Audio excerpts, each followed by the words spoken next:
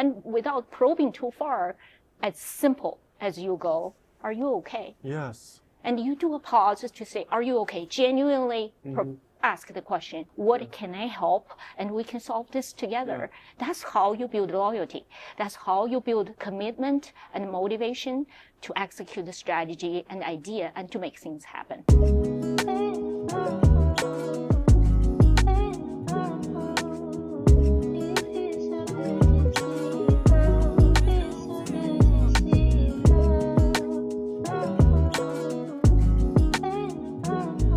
Welcome to another episode of the Prosper Brief. I'm your host, Jeremiah Nguyen. Today we have a very special guest. We have Cynthia Zhang, the Senior Vice President of Global Marketing and Product Strategy at Henny Penny. Cynthia. So excited to be here. I'm so glad to have you. So first of all, the elephant in the room is, where are we right now? The Accelerate event, super exciting. It's so good because all the breakout sessions and all the different speakers, everything has been so great. So first thing I'll have to ask is, what has been your favorite moment this entire weekend? All the keynotes, all the panel discussion, they're so great. But my favorite part of this event is to get to know each other in the industry, and you get to know people you don't usually talk to, and everybody's so high energy. It's so great and very open. I love it. Yeah, so that's one thing I love about this whole entire group and like the culture that we bring together, right? When me and my wife, when we were at Prosper Forum for the first time, meeting all the accelerators, we felt like this is who we should have been around our entire life. So it's so nice just to have such a condensed an event that has a condensed amount of people who we think the same. We're like-minded. We're all driven. We have growth mindsets. I really appreciate that. And honestly, that's why I'm glad to be talking to you, because we have so much in common. Absolutely. And I feel this episode is very special to me because to me, it's not a podcast. It's talking to our friends. We're already friends. So it's awesome. Awesome. That's awesome. So it's not a podcast, but we do have themes, right? And the thing that when we were going through our discussions, and we like to do prep calls, empathy was a very big thing. So talk to me about empathy and your relationship with that. So this is a topic I'm personally invested and personally passionate about. So to me, empathy is very critical. And I'll start saying what empathy is not. So there's a difference between sympathy and empathy.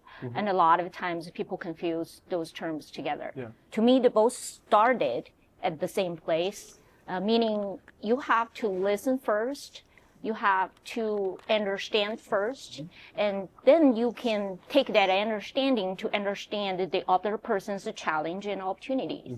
The difference between sympathy and empathy is sympathy stops there. Yeah. To me, it stops to say, I know you're going through a lot of personal challenge, I feel bad, and I sympathize with you. Yeah. Empathy take action. Empathy is about, I understand your challenge. There's a problem to solve. Yeah. How can I support and how I can work together and go through? And I'll give you an analogy. This is going to sound a little different. Okay. So we all see doctors, right, in the health profession. And when we are physically ill, we seek medical advice. A good doctor, we want them to be sympathetic. We want them to understand us as a human and our challenge, but we want them to solve problem, right? So that's empathy to me. You have to solve problem together. You have to take it to the next level. That's a powerful analogy, because imagine if you go to a doctor and they say, oh, well, it looks like you have a disease. I feel so sorry for you. What you can do for me? Yeah, like you helping solve me, cure me. So. And it's like some people, a lot of times we need to be pulled up, whether it's based off of our backgrounds, where we grew up, just the mentality, the people we're around, we need to be pulled up. So if you can see and acknowledge where I'm at, it's nice. It's nice for you to say, oh, that's so great. But if you're able to give me something actionable that can help me go to the next level in my life, maybe be better, that's so powerful. So let's talk about empathy 100%. In the workplace. With the people that you lead, how do you empathize with the people you work with, and how do you take action based off of your understanding of them? So I have been in corporate America for a long time, in different industry, working in different parts of the world. And I want to put this notion out there first. A lot of people think being a leader, being an empathetic leader is a little fluffy. It's a little soft. It's an optional thing. And to me, I wholeheartedly disagree with that statement. I think being empathetic is a necessity for leadership. Why I say that? I think the first step is to listen, to understand, and sequentially, you can, based on your understanding, to provide a solution, provide resources and support. Yeah. So you have to listen first and understand first. And how you do that is you will have to trust each other first. Yeah. If you do not have that psychological safety space for people to open up for you and to trust you and to openly talk about their vulnerability and challenges, you can't take it to the next level. So I think corporate America is always this cutting-throat competitive space, but being empathetic is so necessary for managing a team or being part of a team member. Yeah. So let's dive into that. So give me a story where that was a story where you were empathetic specifically, and what happened after that. So where you show empathy towards the people you were leading. That's a really good question. I can think a lot of examples. I'll start it with what would I benefit from working for an empathetic leader when I was young. So my first job out of college, I work in China, in Beijing, and it's a Japanese company. Mitsubishi Bank is my first employer. So I was 21, super young, and go to a workspace. It's entry-level analyst position. So as you can imagine, those executives in the boardroom is a kind of an intimidating environment. Yeah. But I got there, and my boss is sitting in the boardroom, and with my executives from Mitsubishi Bank from Tokyo, they're sitting in the same room together. And there's a moment when one of the executive, his coffee is empty. So his coffee is empty. So he just looked at me. I'm the only woman on the table, super young, 21. He goes like this. So it's like, what are you trying to do? Are you trying to let me fill your coffee? What do you want? So I was young and I was a little aggressive, so I look at him, I go like this as well. So, and there's a whole interesting moment was captured by my boss. Like he's just there, he has a little smile, but we went on a break and he pulled me aside. He said, you know, I noticed there's some tensions between you and him. And for him, you have to understand he's new to the office. He probably doesn't know where the coffee station is.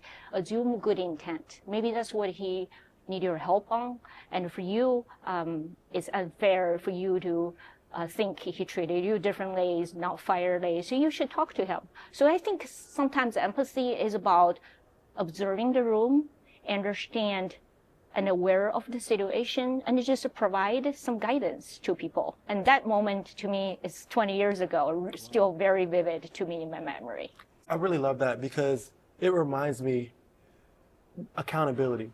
Sometimes we look at accountability like it's this negative word, or like you just, like it's apparent, you know, like there's that weird relationship of you feel like it's your boss, they're going to chew you out. But that's accountability right there. You're right. Like he acknowledged you, he showed empathy for you, and he held you accountable. And he also said, maybe there's something that you can do to empathize with him as well. Yes, exactly. Exactly. Don't feel like in this defensive position immediately. Yeah. Assume good intent. Again, assume good intent and think from the other person's perspective. Try to understand each other's position. That is important. And you ask me about the working environment. There is this notion of we should focus on KPIs, we should focus on strategy and vision. I think those are all critical stuff, right? Yeah. But to me, you can have vision, you can have strategy, but you need people to execute that vision and strategy. So people are humans. We are behind every single great vision and strategy. And I hope you can go to Eaton, Ohio, visit Henny Penny, and go to my office. You will see a sign there. It used to say, execution, eat strategy for breakfast. And now it's a simplified version. Is GSD, is get shit done. Okay, I shouldn't say that on a podcast. But it's about people needs to be motivated, people needs to be trusted. And if people trust you, it goes such a long way. Yeah. It goes such a long way. And you can work together, share resources, share this great innovative idea, and that openness goes a long way as well. Wow. Okay, so there's power in that. So I've seen a documentary, and I don't know if you don't want to dig into this, we can like move on. But I've seen a documentary about just the workers in China who are like building like iPhones, right? Yes. Like these plants have like 1 million people. It's so big that sometimes they like stay on site, and it's like it does a lot to the mental health, right? So what you're saying about not being so focused on the KPI but on the people, it's almost exactly opposite. It's so interesting you said that. I originally coming from China, and then I still have family member work for Apple factory in China. I have cousins work for big tech company in China like Alibaba. They do work nonstop, 24/7, and they live in a dorm. They live in a dorm because the company accommodated this dormitory and the cafeteria because they encourage you to work overtime and to get stuff done. I think that working ethic is important. You can keep go. But I sometimes exactly agree. Your mental health get challenged because you need a mental break. Yeah. You need a recharging moment to move on. So I think that is a balance. How you deliver good, concrete business results, balance with your mental space, balance with your physical health and your personal life, and that's super important. It's so interesting. I think I read somewhere that a CEO of a major company that employs hundreds of thousands of people, the expectation that they're not going to really last past 3 years. Yes. And I remember when I was working at a factory, it was like a warehouse doing dog food. I wasn't allowed to sit down anywhere. So you're working 8, 10 hours. I would think I was doing 4 10s. 10 hours straight. I mean, you get a 15-minute break, but it takes you 15 minutes to walk to the break room. Go figure. But it's like, do you feel like when you aren't being empathetic to your employees and when you are based off of just the numbers, that you're intentionally trying to, I don't want to say hurt, but you're intentionally trying to just wear out your workers because you're just ready for the next batch? I 100% agree with that. So I used to, before I work in Henny Penny, I used to be in big public traded company. As you can imagine, I came from the industry of automotive, quarterly results. Everything is measured by number. Every single task and project is tied with gazillion of KPIs. So I think my team, they all have measurement and numbers. But if they didn't deliver their monthly numbers, weekly numbers, quarterly numbers, you should challenge. That's accountability part you were talking about. Why you're not meeting your numbers and how I can help to improve those numbers. Yeah. I think those are all fair, great, concrete business management 101. However, I don't know if you have seen this amazing TV show called Severance. Oh my gosh. So that's one of my favorite shows. Yes. Yes. Absolutely. So it's about a corporate self and your personal self are two different people. Well, that's not how it works. Yeah. In reality, your corporate life influence your personal life. Your personal life influence your corporate life. Yeah. It's one person, and that is you. So sometimes if my team didn't deliver certain numbers, of course you challenge the number first. You're trying to figure out the business solutions first. But if it's still not going, and you starting to ask yourself the question, is he or she has some personal issues? Yeah. Are they facing some personal challenges? Yeah. And without probing too far, as simple as you go, are you okay? Yes. And you do a pause to say, are you okay? Genuinely ask the question. And you will get open a lot of doors, and they will share information they would never share with you. And then you go, I understand the challenge. Maybe you take a few days off. What can I help? And we can solve this together. Yeah. That's how you build loyalty. That's how you build commitment and motivation to execute the strategy and idea and to make things happen. Wow. It's even going back to the severance. It's so dramatic. Yeah. That's exactly how people treat you. And I remember even in college, right? Every teacher treats you like, oh, I'm going to give you all this work as if that's the only class. Like, yes. I can't read a book today. Like, I have 4 other classes. But then in the corporate world and when you start working, it's almost like they don't care about leave your problems at home, come in here, you need to execute really well, and then you can be gone on the weekends, you know? And because we're not able to be severed and have that separation, it does become mentally exhausting. And I remember my first corporate job that I had straight out of college, it was draining. I was a chaplain. So that means I had to pray for inmates. I had to counsel people. I was in the middle of a jail. I was like the leader of a whole unit, right? So it was spiritually, mentally, it was draining. I was going through a divorce at the time. So I came into this place and I had all this baggage with me that I already brought there. Then a whole bunch of stuff happening there. So I couldn't, whether I was in the jail or out of the jail, I felt like I was crazy season of my life. Right. But in the midst of that, the people who were above me, every single thing I did wrong, they're sending an email up the ladder. It's like everybody's CC'd. Captains, administration. I'm just like... Everybody hates the reply all or copy the managers. Yeah. Just don't do that. Like try to understand the situation first, one-on-one, build this impersonal moment and build that connection. Yeah. It's just a powerful tool. That's how I am. Yeah. But it's like that whole season, it made me depressed. I was like in such a depression because there was no escaping it. So the lack of empathetic leaders in my life at that time, it made me, I'm going through things in my personal life that really, really hurt and they suck. I'm at work, you're making my life miserable too. Where is my hope? You know, it's so interesting you said that. I personally deeply believe you being what kind of leader you are has a tremendous ripple effect to the people who work with you, for the people who work for you. So I'll give you examples of, as you can imagine, being a woman, being a millennial, being an Asian woman in a relatively conservative industry. It's an interesting dynamic in the boardroom. Yeah. And sometimes you have leaders who are very aggressive, who get stuff done, but they didn't do it the right way. So they do eventually get there, but the how to get there is wrong.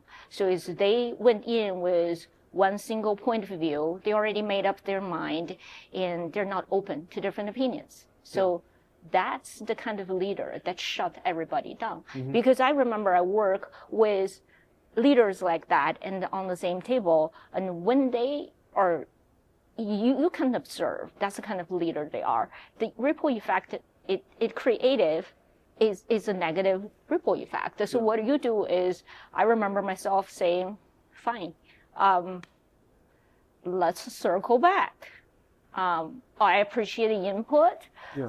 Maybe let's regroup offline. We all know the corporate lingo for that is like, I don't want to talk to you, and we'll never circle back, right? So I think that kind of leadership is very toxic. But on the opposite side, if you have very empathetic leader, observe the room, ask everybody's opinion, specifically those people don't agree with you, right? We'll say, hey, Jeremiah, why do you think that way? Cynthia, why you think something different? Let me help you to understand why you come from, and maybe we can meet in the middle and reach a consensus. That's the positive leadership. And if you keep going on with this empathetic leadership, it encourages innovation, it encourages new ideas. It's just a very positive thing. So how do you lead up?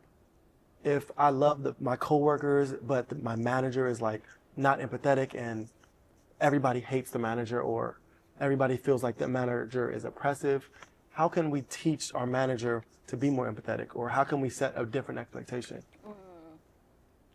That's a great question. It's an interesting question because depending on who your manager are, right? What you advise or not may or may not be taken or accepted. So there's a tactic and techniques to it and how you talk to him or her, right? If you know, my leader is not the most empathetic leader, but sometimes you try to just ask the right question. Ask them why they think that way and propose a different scenario to say, what about this? What about that? Provide options and make sure he or she understands the other side of the table.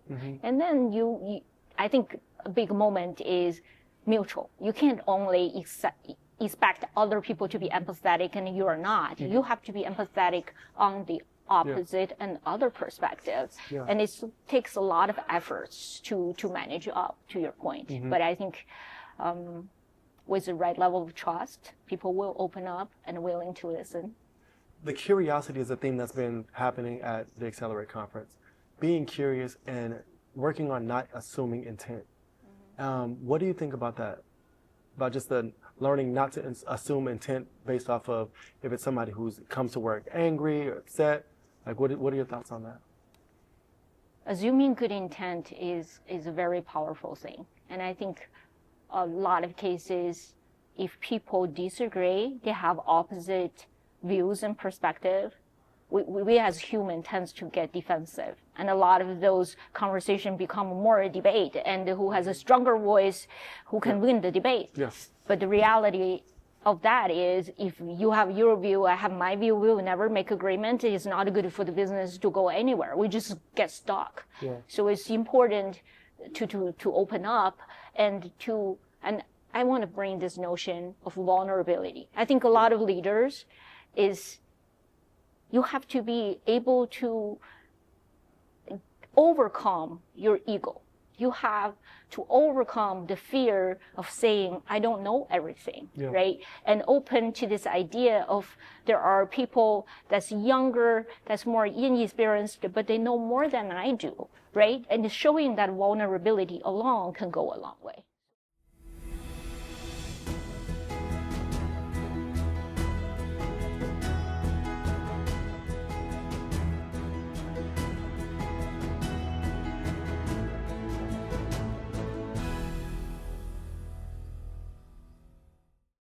The funny thing about Severance is the way that I was empathizing for the character. Yes. Right? So 100%. I feel you. He's so depressed that he decides to go and get a job where whatever happens at work, he's finally like able to just release his pain of the loss of his wife. Sorry if you haven't seen it, but whatever. And then it's like that completely became, his whole life was based off of that. That was the aesthetic of his life. He woke up and went to sleep from loss, from that hurt. And it's like, how many people do we work with when they're waking up in pain, they're waking up depressed, they're waking up sad, they're waking up hurting? And what do we as leaders do? We're humans. We're not robots, yeah. Right? So when in a situation like that, you can't expect that particular individual to come to work, change their face, put a brave face on, and contribute 120%. That's an unrealistic expectation. Yeah. You have to understand his or her challenge and adjust your approach accordingly, right? But even to say that, there's some people who can operate like that, but not everybody's like you. There's some women who can be pregnant, working 2 jobs, killing it, traveling. And then there's some women who, when they're pregnant, that's just a completely different situation. Like, everybody has a different capacity, so you have to be able to be mindful of that. Like, I know that I have a high capacity, and I know that my wife doesn't have the same capacity as me. So there's an accountability of, we have expectations, but I'm going to judge you at a different place than how I'll judge myself, you know? Exactly. And I think that's really what it all comes down to. Yes. Yep. 100%. As a leader, how can we lead by example? Does it all just come down to like literally just be empathetic, like and create the ripples? Creating the ripples are so important, and it's contagious. It's contagious. And once you show, and I also say this, there are leaders I work for in the past.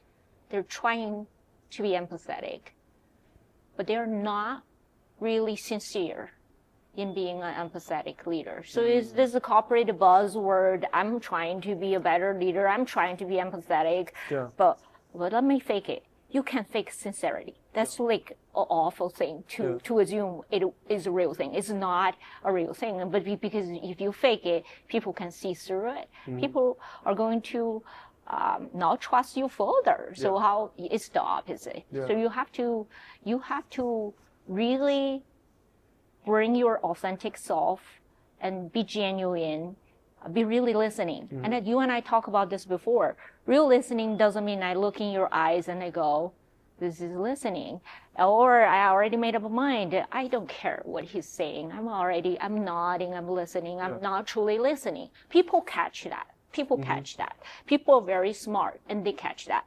For you as a true leader to create that empathetic ripple effect, you have to truly listen. And you need to be able and willing to change your point of view and adjust your point of view based on that listening. You need to take the input and adjust your position. I think that's true listening and not just nodding and smiling. Yeah. So you told me during our prep, like just your relationship with your mom and how you didn't have the typical upbringing as far as empathy, as far as the role that a woman is supposed to play. Do you want to kind of tell us about how that has influenced where you're at today with this mentality of empathy? Yeah, absolutely. So I grew up in a traditional Chinese family. So my parents have very high expectation on me, like all the stereotypical Asian tiger mom you can even imagine. She is a great example of balancing accountability and empathy. So I think she's pushing for results. I'm never good enough. That's in her eyes. I'm never good enough. Oh, you become the number one in the class. How about number one in school? How about number one in the district? How about number one in the state? There's always higher goals for me to pursue. So she pushed me hard to do that. She pushed me really, really hard to do that. And that's the accountability part. The empathetic part is at school, if I disagree with the teacher, if I have some conflict with different people, a lot of the Chinese mom will immediately take the side of the school and goes, okay, why do you do this? You need to correct this 1, 2, 3. My mom gains my trust deeply by listening to my perspective, to say what happened, why you challenge your teacher, why you disagree, and she just listened to me. And I feel that moment is very empowering as a teenager, as you go, wow, there's an adult. My own mom actually understand where I come from, or even trying to understand my perspective, and that is very powerful. It goes a long way, and it builds a strong relationship and help to shape me, be the person and the woman I am. And I like, when I get to leadership position, that's the position I take as well. Thank you for sharing that story. That's such a beautiful story because it does seem like a lot of the tension that we get with leadership or with authority or with being held accountable, it does stem from the home, Like, were you able to have a voice and were you able to actually say no? Were you able to actually get an explanation from your parent? And for me, it's just average black parent, average black household where it's like, my dad says something, you do not question it, or absolute authority. He will slap the black off. Yeah. You know what I mean? Like, yes. So it's like, that absolute authority. And it took me time when I became into adulthood to not be fearful or not have so much reverence and respect for authority to where like I came like very just humbled and like just half of who I actually am, You know what that means if I translate that mentality and story into corporate America? How you expect people to bring forward ideas that are non-traditional, unconventional, and innovative. And if you say, been there, done that, it's a stupid idea. Yeah. And this person will shut up from that moment on. Exactly. But if you provide that openness and that safe space, everybody will bring ideas. That's how we all get better. Yeah. We all get better together. That's so great. So I'm being overly transparent for no reason. So today, so we had like a group message and there was a question asked and I was really short with my answer. And I was like, oh shoot, this is a text message. The N was lower. I'm overly analytical, right? The N was lowercase. Overthinking it. I said no, but the N was lowercase. So, oh my gosh, it's probably going to come off as rude. So I said a couple other things and I was like, dang, this doesn't feel good. Because we have a great relationship and she had an idea and I was like, I didn't want to shut her down, but we're busy doing a bunch of stuff. I'm exhausted. So I was talking to James Fripp about it. And one thing that he said was, it was important for me to apologize, and acknowledge that and explain to her the situation that I was kind of dealing with. Right. And like, I could have said it in a better way. Yes. I could have acknowledged, and I hear you. Thank you. Thank you so much for giving me that option. But this is what we're doing and this is why. Yes. So he said, you never want the people who you're leading to feel afraid to give you ideas, to bring things to the table. So I went and apologized. They didn't even care. It wasn't a big deal for them. But for me, I knew in my heart, like my intentions and who I am. And I just would never want someone to feel like I don't want them to bring any ideas or any creativity to the table because it's my way or the highway. Yeah. But I think that was just talking to James Fripp today it was so important because I'm like, yeah, if I'm going to be leading people, I don't want them to feel the way I used to feel, which is I can't bring anything to the table. You don't have a voice. Whatever the leadership says, go. It's like, no, feel free to challenge me. And I'll be the first one to say, but that way's better. Yeah. I don't know, this way just makes more sense, or we can try that later. Yeah. But yeah, I just always want to have that openness. I think that's what you just. That's a beautiful message. And I'm going to say something that's a little controversial. Okay. I'm just going to say it. In my career, in different parts of the world, in different industry, I want to caution leaders, being empathetic, don't find excuses. Do not find excuses for that. So I heard excuses like gender related, right? To say, oh, because you're a woman, so you're by nature more empathetic, more listening. Like a man shouldn't be held at the same standard. Yeah. And other excuses will be the culture element to say, hey, this is a different culture. This is a different culture, this very hierarchy culture. That's just the way he or she come from. So it's okay for him or her to be not that way. Yeah. And I do not want people to find excuses, whether it's culture, gender, whatever the reason. Yeah. Just be a good human, be a good empathetic leader. I love that. And I was talking to my wife about that because I'm like, you can have an excuse and it can be valid, but that doesn't give you a reason to not change. Okay, 100%. It doesn't give you a reason to continue to have that same fixed mindset. Yes. Yes, it happened, but what next? Exactly. What next? Are you going to stay in there? You can justify it as much as you want, and the only thing that does is make you sleep better at night, I guess. But it doesn't change the situation that you're in, and it also doesn't change the people that you're negatively impacting. Mm-hmm. So I love that. Yes. Cynthia, thank you so much for being a part of this podcast. I know we've been talking about this for months. I love it. And every time we talk, it's not about the podcast. It's about something else. I just enjoy talking to you. Yeah. Next time, we talk about severance. Oh, yeah.